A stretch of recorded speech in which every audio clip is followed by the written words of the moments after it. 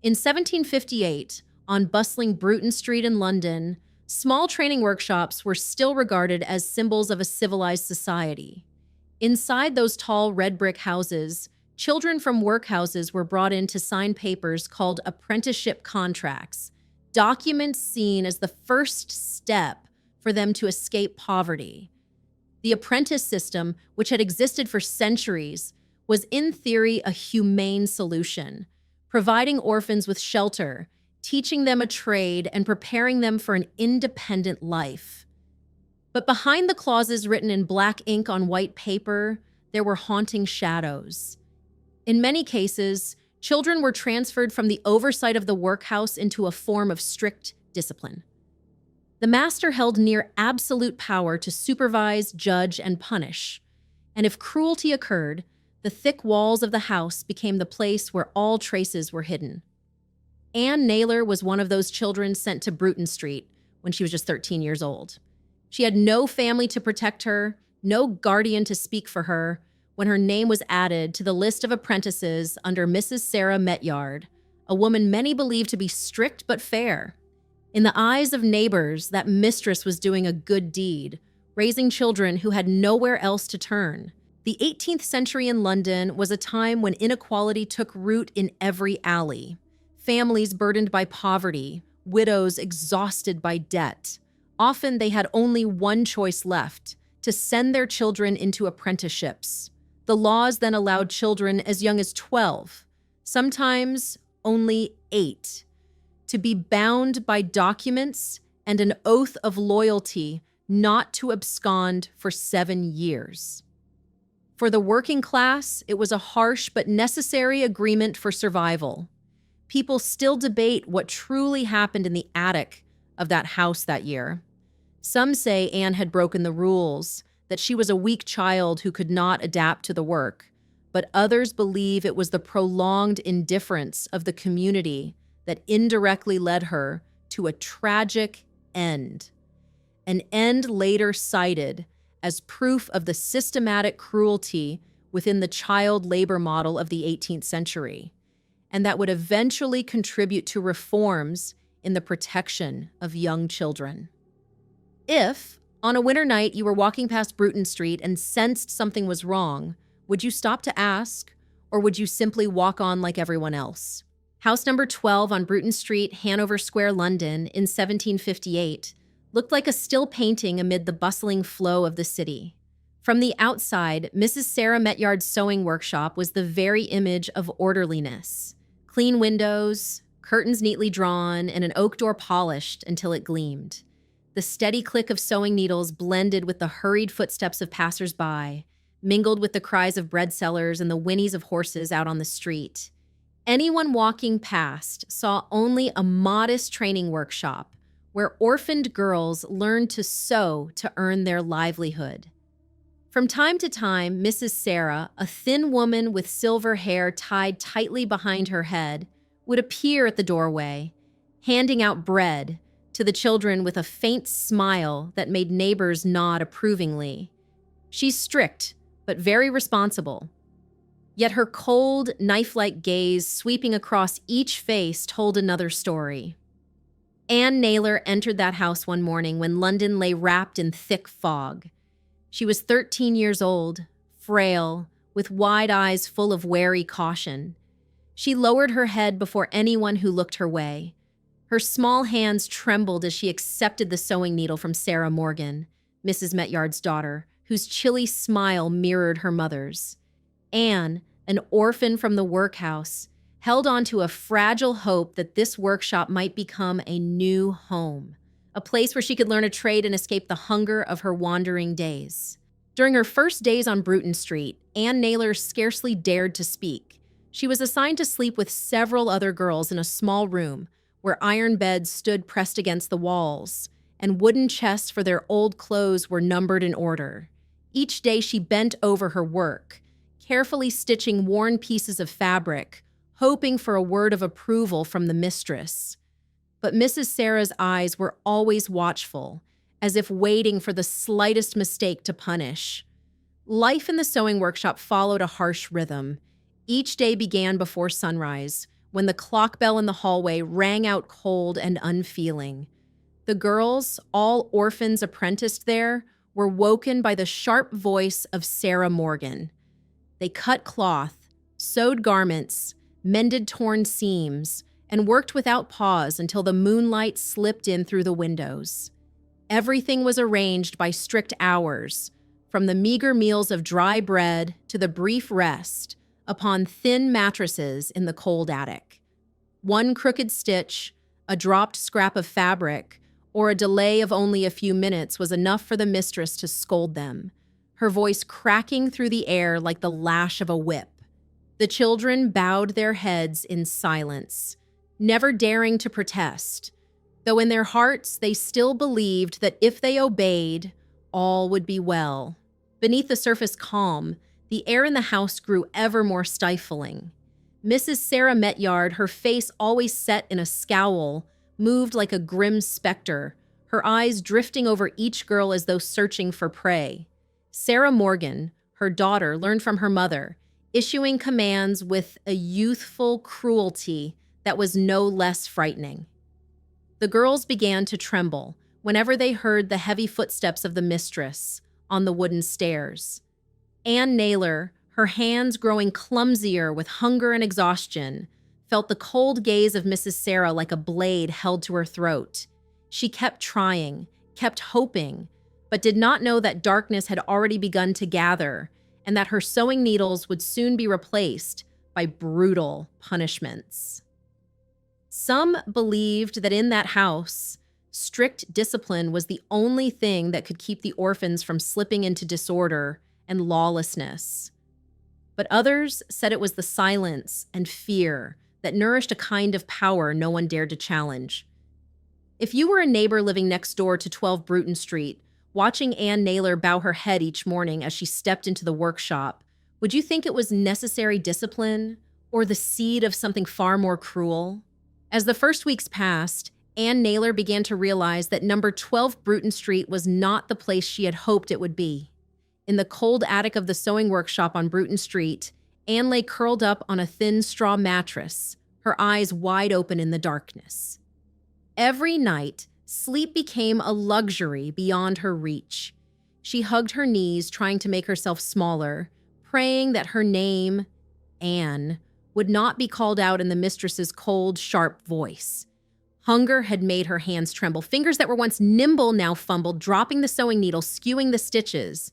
Every mistake was met with a frown from Sarah Morgan, the mistress's daughter, and Ann knew that look held no promise of forgiveness. Ann was alone among the many. The other girls kept their heads bowed over their work. No one dared to whisper comfort or share a word, for a single misplaced sentence could bring the watchful gaze of Mrs. Sarah or the harsh glare of Sarah Morgan. Mealtimes became the only moments Ann could sit, but the table was always cloaked in silence. From time to time, she looked down to the end of the bench where her younger sister sat, hoping to offer a reassuring smile, but her lips only quivered and closed again. That house still kept its neat, orderly appearance, but within it, a 13-year-old child was slowly forgetting what it felt like to be treated as a human being.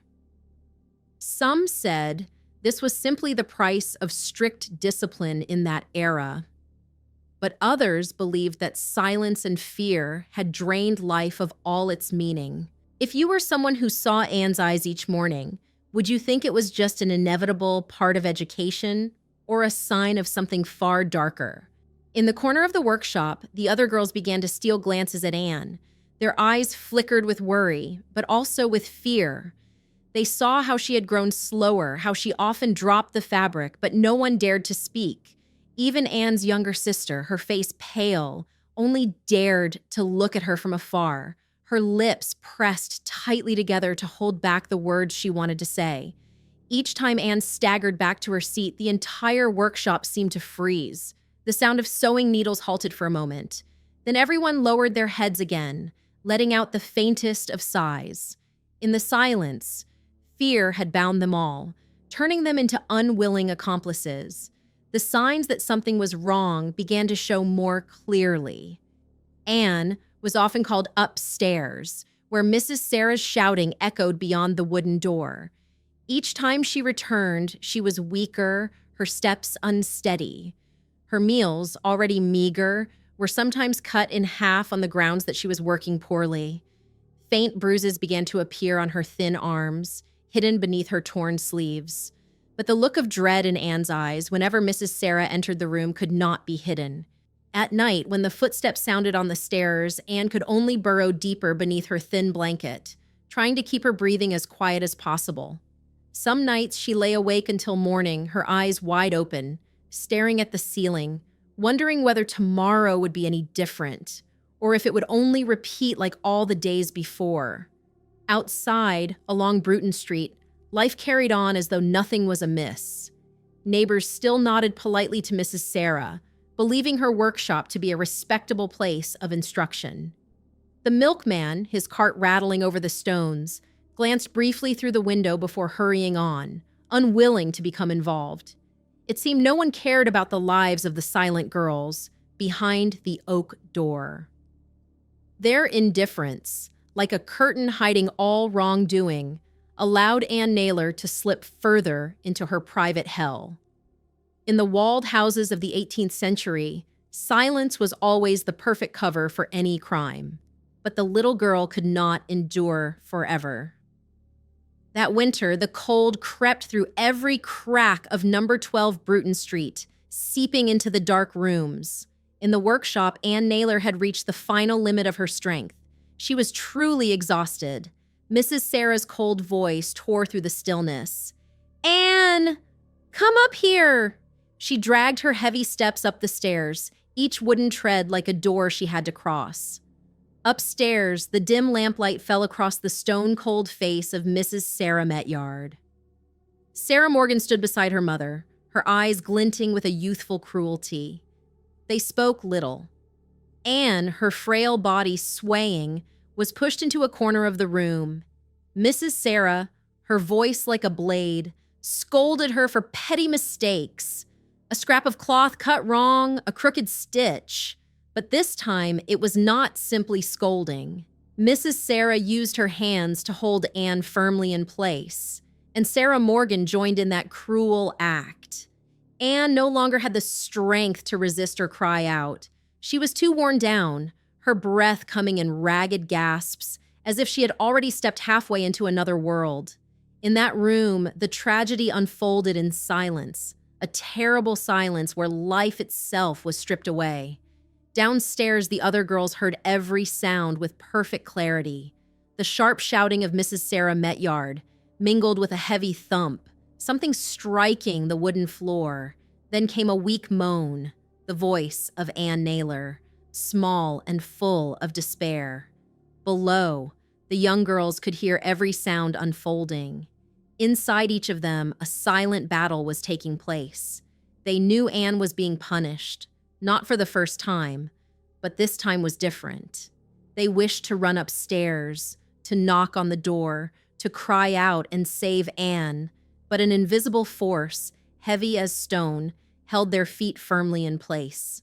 If they spoke up, who would be next? The feeling of helplessness and guilt seeped in like a slow poison into their minds. Mrs. Sarah Metyard and Sarah Morgan set about resolving the matter swiftly. With a terrifying calm, they tidied the room thoroughly. The two of them pulled a cloth over the traces and whispered to each other about the story they would tell. "Anne is gone," Mrs. Sarah said, her voice flat, utterly indifferent. They dragged Anne's small, lifeless body into a hidden corner, preparing to conceal the crime. The next morning, the milkman knocked at the door as usual and inquired when he noticed that one place was empty.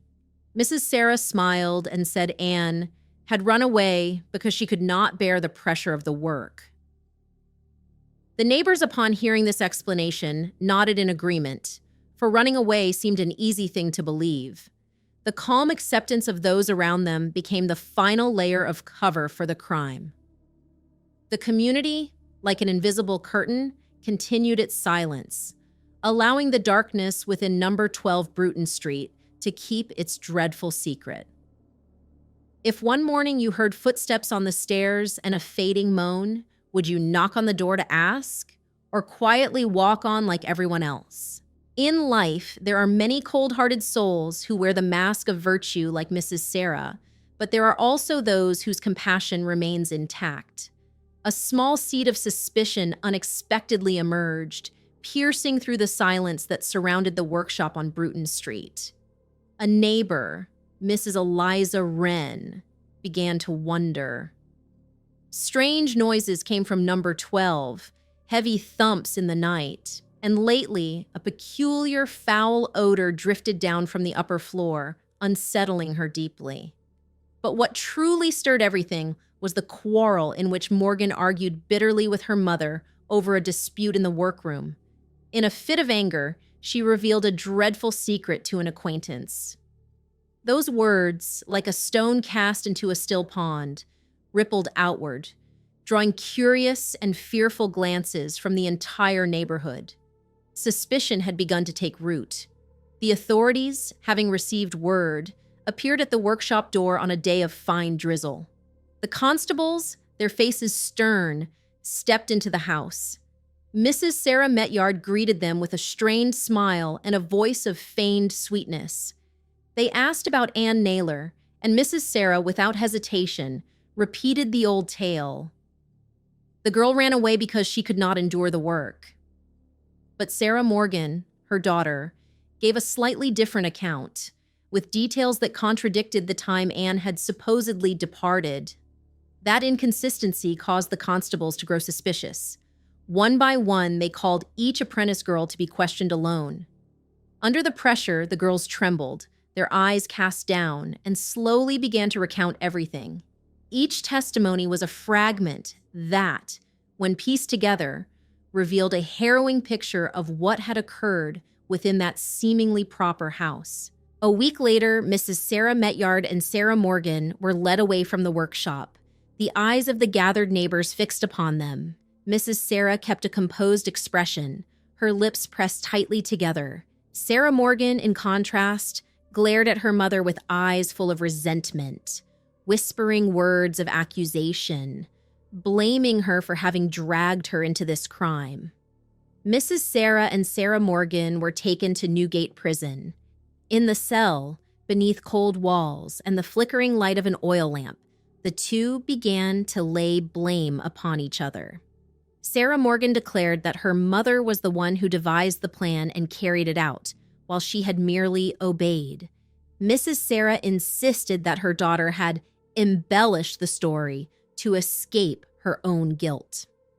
At the Old Bailey court, the air was heavy, like a storm ready to break. The apprentice girls, now shielded by the light of justice, stood before the witness stand. They trembled as they recounted the final night of Anne. The milkman, an unexpected witness, testified that Mrs. Sarah had once told him Anne had run away, yet he had never seen the girl depart. The crowd in the courtroom, from common townspeople to newspaper men, sat stunned at each testimony. But amid the murmurs, a haunting question rose. Why had no one spoken up sooner? The neighbors, those who once nodded politely to Mrs. Sarah, those who had seen the orphaned girls laboring in silence, now bowed their heads in shame. They realized their indifference had allowed the crime to take root.